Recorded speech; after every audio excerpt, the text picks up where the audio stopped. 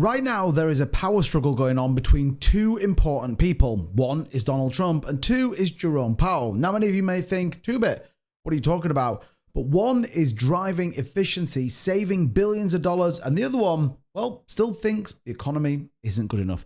We're going to break down some of those key things out of Jerome Powell and what he talked about at that Senate hearing today, as well as some interesting things going on with World Liberty Finance. What I would say is, I see what you're doing over there.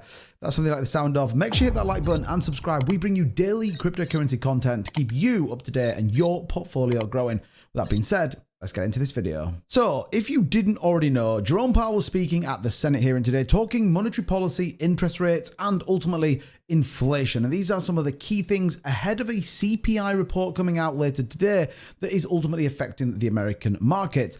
Risk on versus risk off. And I think wherever we get relatively bearish sentiment around the economy, risk on assets tend to struggle, such as Bitcoin and all your favorite altcoins.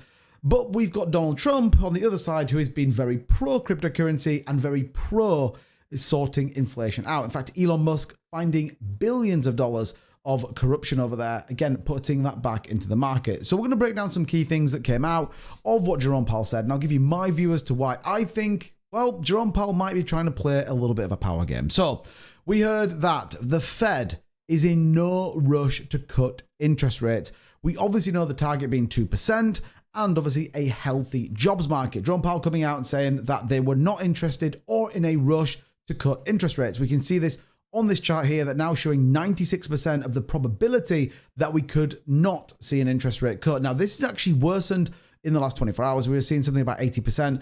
We don't actually see a potential rate cut until June, and actually even that's been pushed back, as the longer term debate is whether we see one fully through the course of this year. That stands right now, 30th of July's FOMC meeting could be the first time we see a rate cut. That's actually gone back a month since we talked about that before.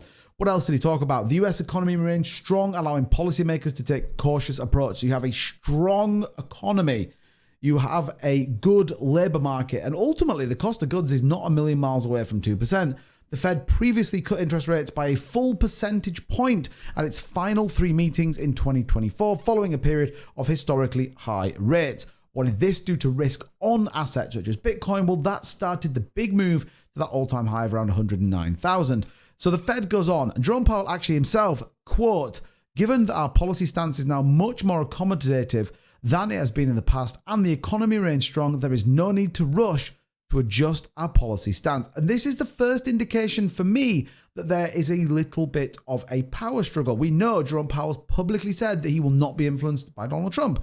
The fact of the matter is, he kind of is. But with something like this, he is at this moment in time not prepared to move. And I think this will be a very interesting battle over the course of the next few months and potentially even weeks as this goes through. Powell defended last year's rate cuts, calling them necessary adjustment to accommodate improving inflation trends and a cooling labor market conditions. He further then said rate cuts could be considered if the labor markets weaken unexpectedly or inflation reaches the Fed's 2% target, which we all know simply isn't going to happen. Now, it could happen if Donald Trump goes and drills for oil. We already know there is a demand for it. You already know he's talking about who he's going to sell it to. This obviously could be a big thing. Now, we did get some positive cryptocurrency news.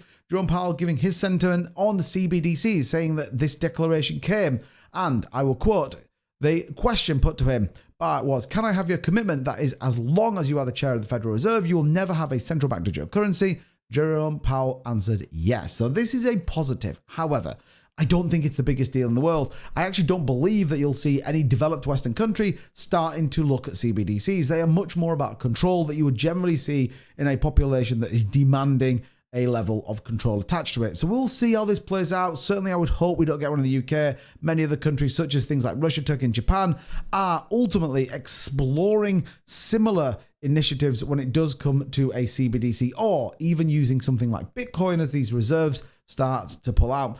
Outside of that, there wasn't a ton to talk about. But if we take a look at some macro data, the US Treasury yields gives us an indication of whether risk on or risk off assets are going to be a good news story. Now, we know that risk off assets such as treasury yields and bonds were looking to be tokenized as part of Ondo Finance. Well, they currently sit at the 10-year treasury 4.537, yield curve not inverted, however steady at around that 2.7 mark. So at the moment, the indications are that there is no need to cut rates, but it doesn't help risk on assets. And that's why you've got Donald Trump looking to push some narrative through. Find some money in the government. Make sure that the cost of goods come down. This ultimately supports risk on assets. And equally, we already have World Finance stacking further coins in their portfolio as well. We obviously know Donald Trump associated with this. They bought a significant amount of Move token once again and more Tron, as well as USDC and USDT. So World Finance is not slowing down. Now, the argument here is, while ever we are seeing inflation, what's the best bet right now to hedge against inflation and a declining dollar? You've got it. It's cryptocurrency. And this is where, in my opinion, we have this next battle.